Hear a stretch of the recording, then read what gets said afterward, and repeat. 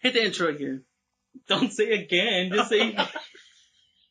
Hi everyone, this is Julio, And this is Marco. and we are The Babble. and this is Ticket Ticket Time Time Tuesdays. Tuesdays. And hit the intro.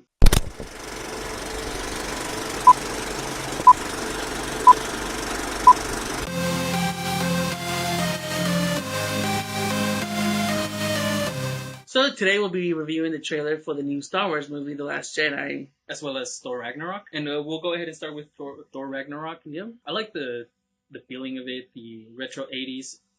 What I don't like is that they try to copy Guardians of the Galaxy in the sense of the 80s music and the explosions and the wild dialogue and everything. The way that the title looked and all that. You know, it's a very drastic change from the way that we saw the other two Thor movies, which were very dark and edgy looking. I missed that. Yeah, and that's the reason why you said you didn't like it that much, right? Because of that. But I'm interested to see how the bad witch or the goddess of death or something breaks the hammer. The hammer, yeah. That was crazy. I didn't actually think we were gonna be seeing that in the trailer. Yeah. Oh, did you know it was gonna happen? No, I didn't think it was gonna happen. For a trailer, I didn't think something that big, drastic would happen in the trailer. Especially the first trailer, because of the first trailer that's been shown. That's the only reason why I don't like trailers that much, is because they show too much of it. So something that big, maybe it's not that big once we see the movie. Maybe it's just something minor that had to happen. Or a dream sequence, you never know. Well, I didn't see him with the hammer when he was about to fight Hulk.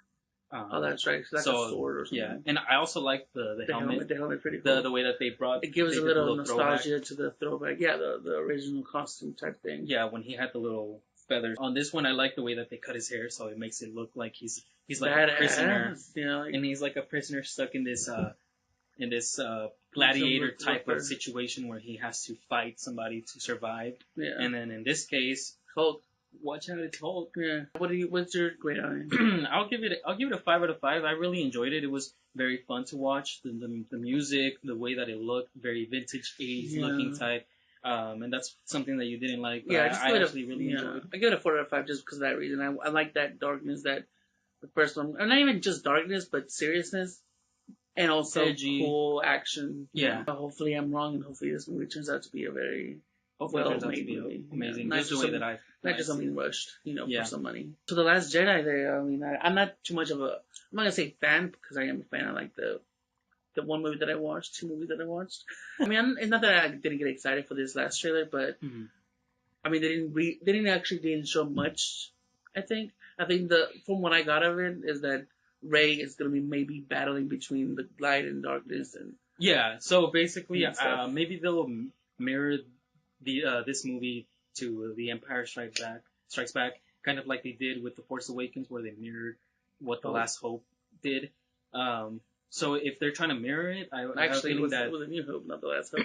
Sorry, yeah, wasn't A New Hope. Yeah, look at me, I'm not even a fan. So if they try to mirror what they did in The Empire Strikes Back, then what this movie's gonna see. This is just like a theory, so spoilers ahead if you don't want any speculation or anything like that. But my theory is that if they try to mirror Empire Strikes Back, then what they're gonna do is they're gonna have Rey train with Luke, which is going to be how Luke trained with Yoda. So I have a feeling that Rey's going to be training with Luke, and then something's going to happen to maybe Finn or Poe. Do you think that's going to disappoint fans, that it's mirroring the originals? It might disappoint some people. I mean, that kind of disappointed me with The Force Awakens. Because I thought it was going to be a new plot, a new story, a new thing.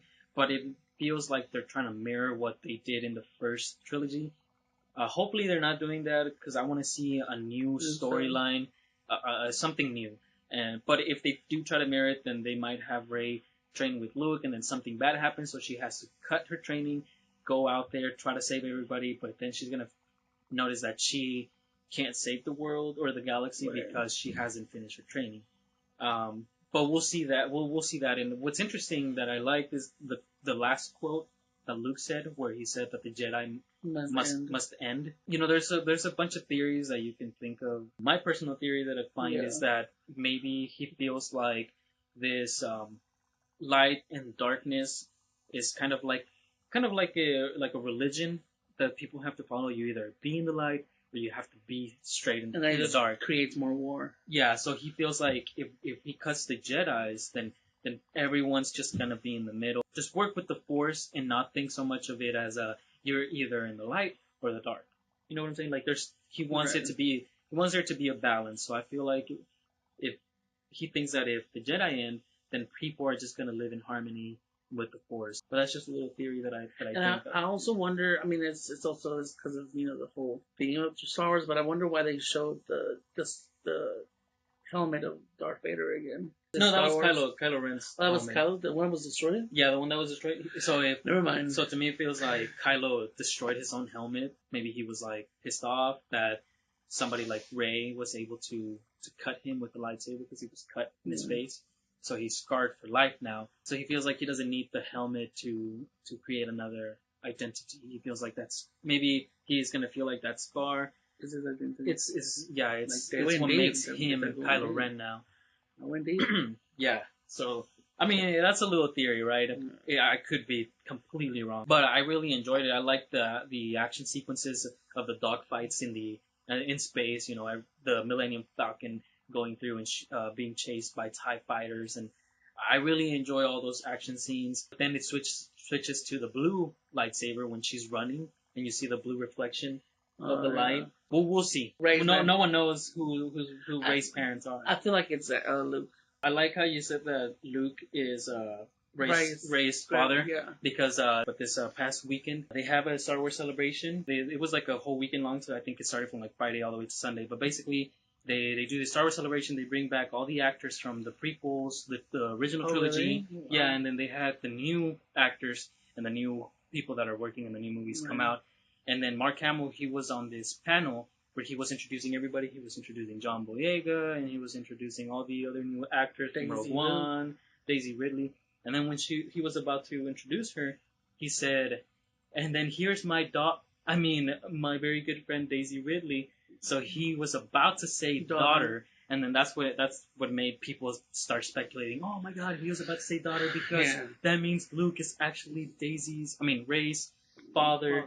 And then, which I called it in the beginning because I feel like I was like, if they're gonna have Kylo as the main character and Rey, right? I mean, they're not gonna have a random chick just going out there being so connected. Yeah, she has to be something. Yeah, being so connected to Luke's lightsaber. A lot of people were saying she was a reincarnation of Anakin Skywalker. Some people were saying she's Obi-Wan Kenobi. They were saying she was Obi-Wan Kenobi's daughter, and then now they're saying Luke is her father. So there's a lot of theories and stuff like that of who Rey really is, because she has to play some type of she has to be connected to Luke somehow, because she was having those flashbacks. Somehow. Yeah. Oh yeah, Luke obviously with the lightsaber.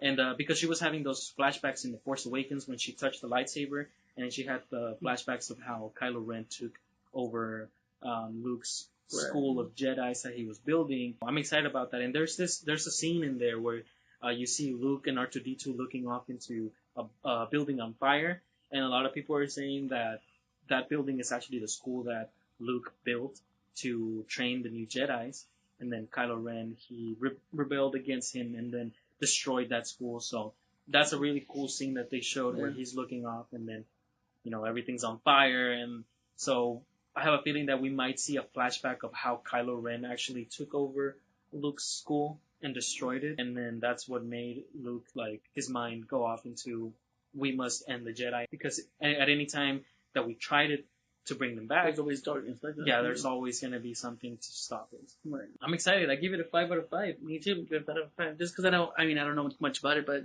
from what I saw, I like it, and I'm excited, and it's gonna go down midnight premiere. It's gonna be awesome. December 15, right? So if you want us to see the movie and then review it and vlog it, please like, subscribe, and share, and leave a comment down below. Thank you guys for watching. This is another Ticket Time Tuesday from the Babble. My name is Julio. My name is Marco. And we'll see you next time. We'll see you next episode. Bye-bye.